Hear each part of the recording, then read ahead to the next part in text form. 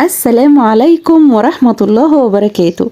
هعمل معاكم أصابع الجلاش الحلو بطريقة سهلة جدا واقتصادية ب3 حشوات مختلفة. انت ممكن تعملي حشوة منهم او ممكن تنوعي وتعمليهم كلهم لو في حد عندك ذوقه غير التاني في الطعم. وفي الفيديو ده في تفاصيل هتعرفيها في عمل أصابع الجلاش، وهيبقى معاكي مورق ومقرمش، وهقولك كمان ازاي تحتفظي بيه لو فضل معاكي لتاني يوم من غير ما يطرى ويفضل معاكي مقرمش زي ما انتوا شايفينه كده. يلا نبتدي مع بعض في وصفتنا أصابع الجلاش الشرقي. وما تنسيش بقى تاخدي الأجر وتحطي لايك واشتراك وتفعلي الجرس عشان يوصلك كل جديد أنا بعمله، كل فيديو أنا بنزله. يلا نقول بسم الله. اول حاجة في وصفتنا هنعمل بالترتيب عشان في مكونات لازم تبرد، وهقولك اول حشوة وهي الاساس من ضمن الحشوات ال3 وهي المهلبية. هجيب نص كيلو لبن و3 معالق كبار نشا وكيس فانيليا ومعلقة ونص سكر. والسكر هنا ما تكتريش فيه عشان فيه شربات، فعشان ما تبقاش الحشوة مسكرة وبره برضو مسكر، الشربات مسكر معايا. خلاص كده وندوبهم بقى مع بعض على البارد. وهنا بقى طالما هنحط النشا لازم اللبن يبقى بارد عشان ما يكلكعش معاكي، ولو اللبن سخن يبقى ندوب النشا في نص كوباية مية. تاني حاجة بقى هقولك عليها، طول ما هو على النار نقلب لحد ما قوامه يتقل والمهلبية كده تلاقيها بتبقبق معاكي ويبقى كده هو استوى، ونركنه على جنب.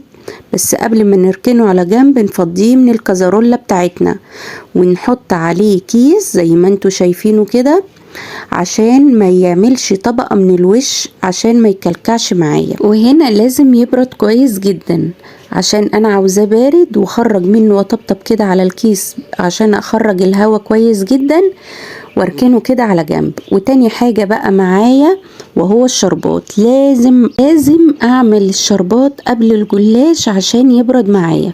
وللشربات معايا كوبايتين سكر مع كوبايتين مية مع كيس فانيليا وعصرة نص ليمونة بس كده. وحطي على النار 15 دقيقة على نار هادية وما تقلبوهوش خالص، ولو قلبتيه يبقى من النص بس عشان السكر ما يطلعش على الجوانب الكزرولة ويسكر لي الشربات. وبعد كده اركنه على جنب يبرد وابتدي معاكم في الوصفة التانية، وهو كل حاجة كده بالترتيب عشان تبقى المكونات سهلة معايا وبسيطة. حطه على النار ويلا معايا في الوصفة التانية. هنا بقى هجهز برضو الحشوات بتاعة الجلاش معايا عشان يبقى مترتبين كده معايا. هنا معايا 3 حشوات بساط خالص. هنا الطبق ده فيه سوداني وزبيب وجوز الهند، وانا فرماهم في الكبة مع بعض كلهم مع بعض وطلعولي مفرومين كده. والطبق التاني فيه كنافة. الكنافة دي بايته معايا، كنت انا عاملة قبل كده كنافة وفضلت معايا شوية وما رميتهمش، ورحت فرماهم كده برضو مع بعض فتفتهم كده بايديا وطلعوا برضو معايا حشوة جميلة للجلاش. لو عندك كنافة بايته ما ترميهاش. والحشوة التانية كان عندي موز حوالي من 3 موزات، قطعتهم ودوبتهم كده بشوية سمنة او شوية زبدة لو عندك، وتروحي تهرساهم كده ومعلقتين سكر كده عشان يطلعوا لي كراميل وشوية قرفة. بس انا ما كانش عندي شوية قرفة، حطيت قرفة خشب وبرضو ادتني نفس الطعم. وسيبهم برضو كده على جنب ويبقى معايا 3 حشوات مع الحشوة بتاعت المهلبية وهي الاساس. وبعد ما بردت اجيب كيس، اي كيس بتاع تلاجة صغير، واروح حطاه ملبساه في اي كوباية او اي طبق كده صغير، واروح مفضية المهلبية او القشطة بتاعتي بعد ما بردت وبقت معايا احلى قشطة جميلة هحشي بيها الجلاش وهيبقى طعمه جميل جدا. والمهلبية معايا هنا السكر بتاعها مظبوط مش مسكرة قوي عشان لسه في شربات. وال3 حشوات معايا هربط الكيس وافرج منه الهواء كده اهو، وبعد كده تبقى معايا ال3 حشوات جاهزة للاستخدام. وهقول لكم بقى على الطريقة بتاعت صوابع الجلاش الجميلة بحيث ان هي ما تخرجش بره الصوابع الخلطة دي او الحشو ده ما يخرجش بره الجلاش. وهجيب بقى الصينيه اللي هحط فيها صوابع الجلاش. لازم تبقى معايا صينيه مستطيله كده زي ما هو، زي ما انتوا شفتوها، وادهنها بزبده او سمنه. واجيب بقى لفه الجلاش دي، نص كيلو جلاش معايا، هفرده كده مع بعض، وهاخد لفتين او ورقتين وهتنيهم كده من النص. ومعايا الزبدة السايحة او السمنة السايحة، انا مخلطة زبدة مع سمنة، وادهن بيها كده على الخفيف خالص لحد ما ايه يعني، وبالذات الاحرف اللي هي هتمسك في الاخر، اللي هي الناحية التانية دي. وهتني الورقة. وهنا بقى هقولك في تفاصيل تعمليها عشان الحشوة ما تخرجش بره. هقولك بقى يا ست الكل، هتجيبي كيس القشطة وافردي على الجلاش، بس ما تفرديش للاخر، عشان يعني ما تفرديش للاخر من الجنبين، عشان وانتي بتقطعي الجلاش ما يخرجش بره مقدار منه. وعليه رشة من الكنافة. وعاوزة اقولك بقى الكنافة مع المهلبية مخلية الجلاش طعمه تحفة. ولفيه رول وحطيه في الصينية بس كده. وهتكرري الموضوع ده في كل حشوة وكل ورقتين، هتعملي نفس الخطوات. طريقة سهلة وبسيطة ومش محتاجة اي حاجة. ده بيعمل لك مقدار كبير من الجلاش او من الصوابع. وانتوا عاوزين تعرفوا رأيي في الموضوع ده، وانا عن نفسي حبيت الطريقة دي جدا.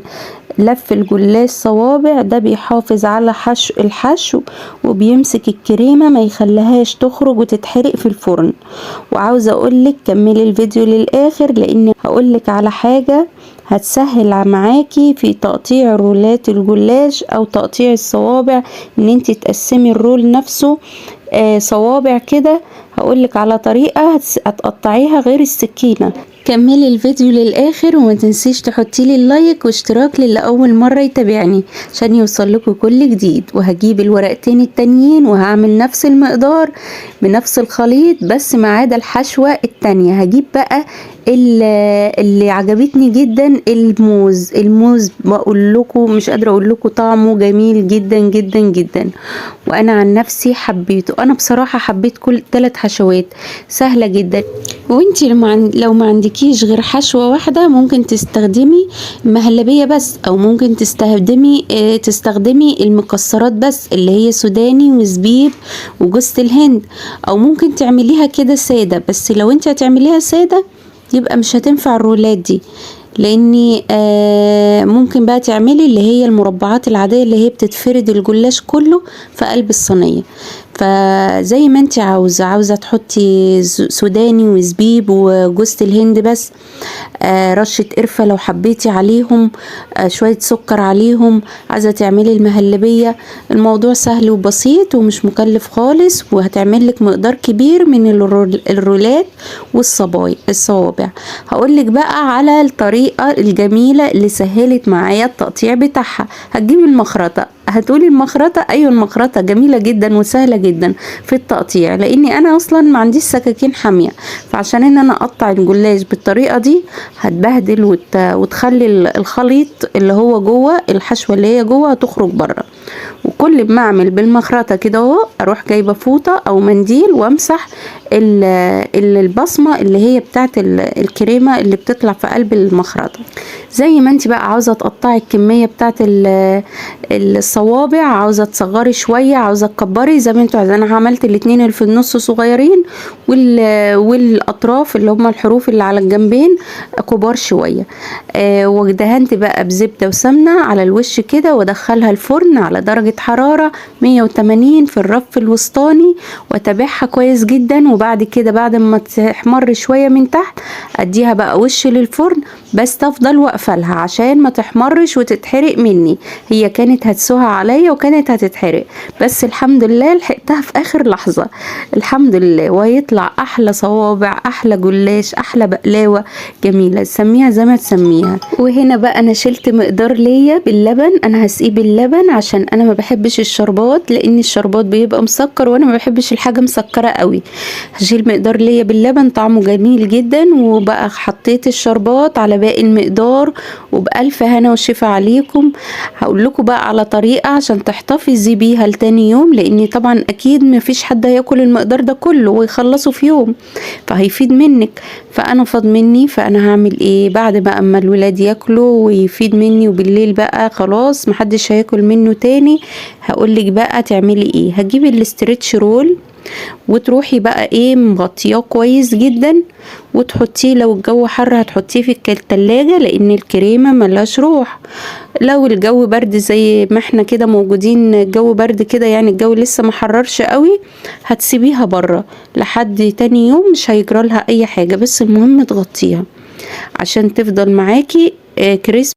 ولو ما عندكيش استرتش رول ممكن تجيبي علبة نظيفة بتاعة التلاجة بغطا محكم، وتروحي بقى مرصاهم في قلب العلبة وتحافظي عليها وتشيليها برضو في التلاجة او تسيبيها بره حسب الجو ما هو عندك، ويبقى معايا احلى صوابع. شايفين شكلها عامل ازاي؟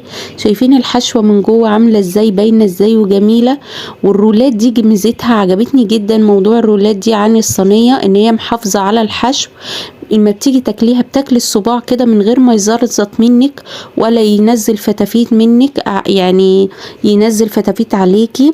غير الصينية هتاخدي الخرطة لازم هتوقعي منها، اما دي الصباع كده ماسك نفسه وملفوف كده حوالين نفسه محافظ على الحشوة. والحشوة بتاعت الكنافة جميلة جدا يا بنات، مش قادرة اقول لكم على الطعم.